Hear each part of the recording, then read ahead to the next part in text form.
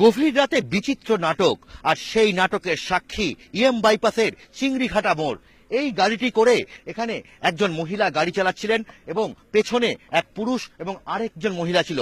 রাত্রি 12:15 বাজে হঠাৎ করেই বেলেঘাটা ট্রাফিক গার্ডের পুলিশরা দেখতে পান এই গাড়িটি অত্যন্ত দ্রুত গতিতে এসে ঠিক চিংড়িঘাটার এইখানে ডিভাইডারে ধাক্কা মারে এবং তারপরেই সেখান থেকে যখন পুলিশ কর্মীরা ছুটে আসেন, পুলিশ কর্মীরা ছুটে এসে যখন গাড়িটিকে বার করার চেষ্টা করেন, তখনই সেখান থেকে চালকের আসন থেকে এক মহিলা নেমে আসেন এবং নেমে এসে তিনি অভব্য আচরণ করতে থাকেন। প্রথমে তিনি পুলিশ কর্মীর গায়ে ঝাঁপিয়ে পড়েন এবং পুলিশ কর্মীর গায়ে ঝাঁপিয়ে পড়ে সঙ্গে সঙ্গে পুলিশ কর্মীকে গায়ে জাপটে ধরেন এবং তাকে চুম্বন করেন। এবং এখানেই শেষ নয়, সেই মহিলা তিনি প্রথম সঙ্গে সঙ্গে পাশে একটি বেসরকারি গাড়ির চালককে সেখানে তাকে জড়িয়ে ধরেন এবং তাকে গিয়ে তার গলার চেন ছিঁড়ে দেয় এবং আঘাত করেন। এবং যা অবস্থা দেখতেই পাচ্ছেন যে সেই মহিলার স্বামী যিনি পেছনে ছিলেন গাড়ি, তিনি সেখানে কি হয়েছিল বলুন। আপনার ভুল কি হয়েছিল, আপনার ভুল বলুন কি হয়েছিল, আপনার ভুল বলেন স্যার। আপনি কি বলেছেন, কি হয়েছিল বলুন। আমরা কোনো ইয়ে করিনি স্যার। আমরা গাড়ি এখানে আসতে গেছে, এখানে স্যার ধাক্কা লেগে গেছে। তারপর আমরা এখানে এখানে হচ্ছে আমরা ইয়ে করেছি। আমি ড্রাঙ্ক ছিলাম।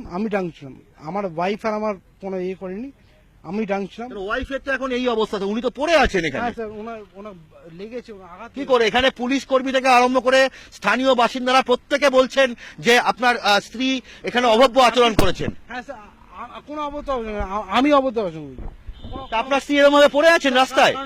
কারণ আমরা পুলিশের সঙ্গে অবদ্ধ করি। কারণ হচ্ছে আমি আমার ওয়াইফ গাড়ি চালাচ্ছিল, কিন্তু আমার ওয়াইফ ধাক্কা লাগিয়ে দিয়েছে, কিন্তু আমি হচ্ছে আমি ড্রাঙ্ক ছিলাম, আর কেউ ড্রাঙ্ক ছিল না। তা আপনার গাড়ির মধ্যে তো এখন আরো একজন মহিলা রয়েছে। হ্যাঁ, ওটা আমার শালিও, আমার ওয়াইফ এখানে আছে। তা আপনার স্ত্রী এখানে পড়ে আছে, আপনার শালী গাড়ির মধ্যে পড়ে আছে? হ্যাঁ হ্যাঁ। কি অবস্থা, এটা কি হয়েছে তাহলে? আরে এটা হচ্ছে একটা ইনটক্সিকেটেড অবস্থা হচ্ছে। আমি ইনটক্সিকেটেড অবস্থা, আর কেউ। ইনটক্সিকেটেড অবস্থা আপনারা গাড়ি চালাচ্ছিলেন এত রাতে? আমি চালাচ্ছিলাম, আর কেউ না। কোথায় সবাই তো বলছে আপনার স্ত্রী চালাচ্ছিলেন। আপনি এবং এই অবস্থা বোঝাই যাচ্ছে যে রাতের কলকাতায় যে কি অবস্থা, এবং সেখানে একজন মহিলা চালক যেভাবে এইরকম একটা ঘটনা ঘটিছে এবং প্রাথমিকভাবে যেটা জানা গেছে কলেজ স্ট্রিটের পুজো কমিটির সঙ্গে যুক্ত এই পরিবার প্রত্যেকে তারা স্বীকার করছেন যে তারা ইনটক্সিকেটেড, অর্থাৎ তারা মদ্যপ অবস্থায় ছিলেন।